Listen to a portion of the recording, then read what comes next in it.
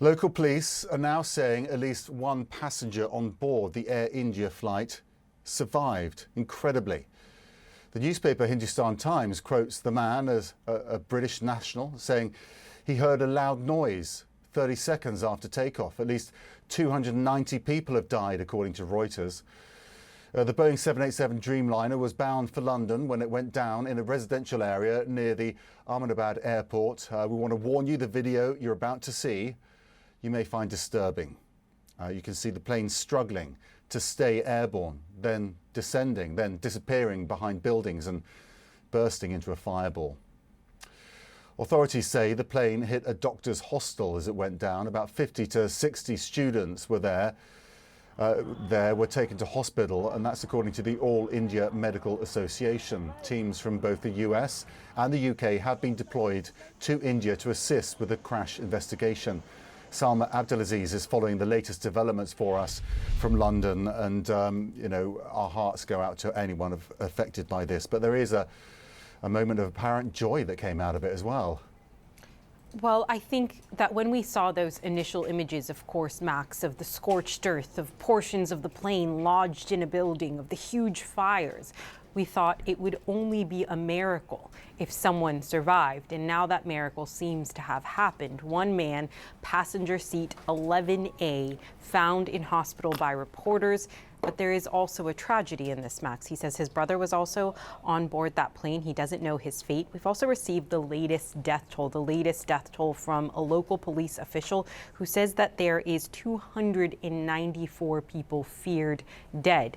That means that there are many more people who died on the ground, in addition, of course, to the nearly 240 souls on board that flight. This is a very global tragedy, of course. You had more than 50 nationals from the UK, several nationals from Portugal, and a national from Canada, in addition to more than 160 Indian nationals. So you're absolutely seeing this global response take place, starting, of course, with India's Prime Minister, Narendra Modi, who says he has deployed his top officials on the ground to provide that help and support. Air India has been setting up hotlines and help desks to respond to the questions of families who I'm sure right now are going through.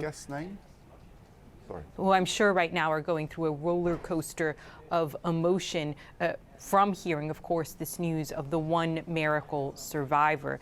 Now, for those families, again, seeking answers, this will begin to give them more questions, as the airline CEO had given a press conference a short time ago, Max, alluding to some passengers who were injured making it to hospital. Now, you're looking also at the image of the plane, portions of the plane lodged in a building. That building is a doctor's hostel where medical students would have been gathering for lunch. We understand dozens of those students may have been killed or wounded and rushed to the nearby hospital, in addition, of course, to many other local residents who could have been wounded in that very fiery explosion. I want to go through the timeline just one more time, because this happened so quickly, almost instantaneously. The plane taking off around 1:40 local time, and less than a minute later, it loses signal. You've played that video where you see a plane that should have been gaining altitude, instead nosediving rather to the ground and ending in that fiery explosion and leading to the aftermath that you're seeing there. Scorched earth, burned out buildings, blazes for these emergency workers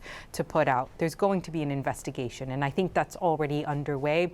The US, Britain have sent investigators to help and aid with that investigation, but answers to an investigation will come later down the line. For right now, it is about answering the questions of those families that want to know if their loved one made it out. I'm sure this miracle survivor will give that sense of hope. Did my loved one make it out? And what happened? What went so terribly wrong? Police say at least one passenger survived the world's deadliest air disaster in more than a decade. Local officials say at least 290 people were killed in the plane and on the ground after this Air India jet crashed into a city neighborhood in Ahmedabad, Western India. The Boeing 787-8 Dreamliner was carrying 242 passengers and crew members as it was headed to London. The survivor is a British man, and he's now at a local hospital.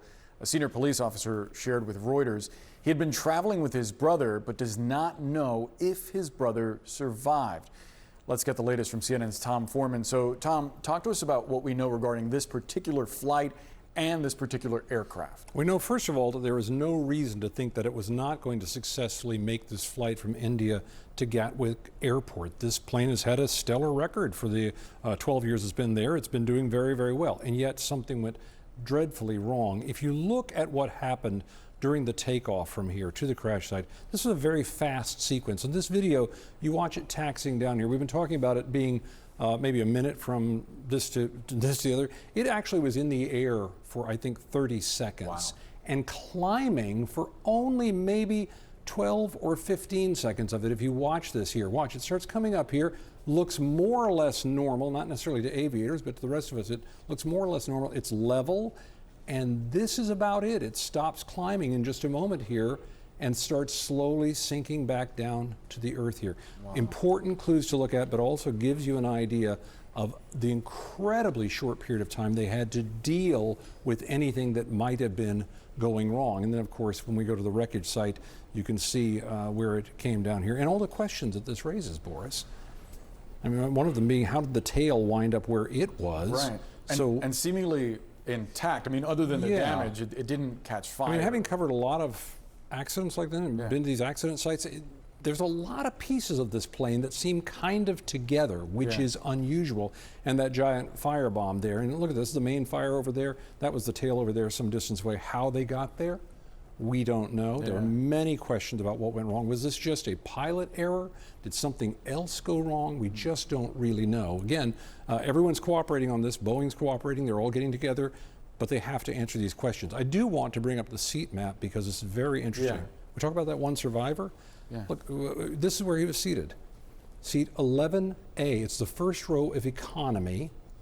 And you may also notice it's right next to an exit here, right alongside the window. So whether that all played a role, I mean, who knows? When a plane like this comes completely apart, it could be someone anywhere in here. And yet that is the place where it happened to come out for that gentleman in a positive way. Just stunning, considering the wreckage site and the flames and everything that we saw, that someone was able to just walk. We see it, we see it once in a while, but in my experience, it is very unusual. I mean, there have been even the very rare cases of people and a plane comes apart in air and they fall to the ground and they survive, but incredibly unusual. And of course, a terrifically horrible story for everybody else, but mainly a big, big, big mystery in terms of the plane. The question is, why did this happen? How did it happen so quickly? Because again, the point I keep making, and some of our aviation analysts are making, this plane never completed that transition from being on the ground to really being in the air. It was making that transition when something went wrong. I've covered other air crashes and there have been survivors. They've nearly always sat at the back of the plane. This survivor was in seat 11A towards the front of the plane. I mean, how extraordinary is that? And, are you able to explain it in any way? That is extraordinary. And that's the first I've heard that. I didn't realize that this gentleman was that far forward. By looking at the picture of the tail that I saw sticking out of the building that was extremely intact, I really expected him to be toward the rear. We have seen this with accidents in the past that we're not able to explain. That I don't want to say luck of the draw, but that it's just a matter of where you're seated sometimes. And as debris comes through the cabin, the amount of forces that are transmitted through the cabin, sometimes you're in a location where those forces are tolerable and you happen to be the person that receives those forces that are tolerable and has an escape path. And sometimes it's just, that's the explanation. But that's impressive to be that far forward, especially an airplane that is going through a building. That's quite amazing. It's unbelievable. I'm sure he's asking more questions than anyone about how he survived. Sean, really appreciate you joining us with your incredible insights.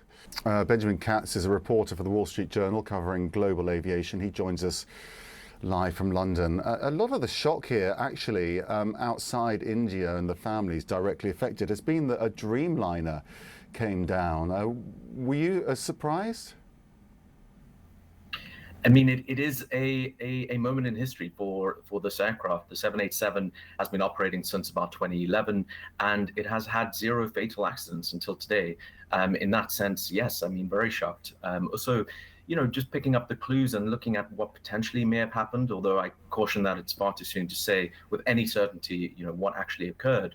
But really kind of basic errors that you can even pick out, such as, the landing gear being retracted too early, still being out, and, on the inverse, the flaps on the aircraft being retracted appearingly, seemingly too early. These are kind of quite basic things that, the Boeing 787 is a very advanced aircraft and has a lot of mechanisms to kind of ensure that these kind of issues don't occur.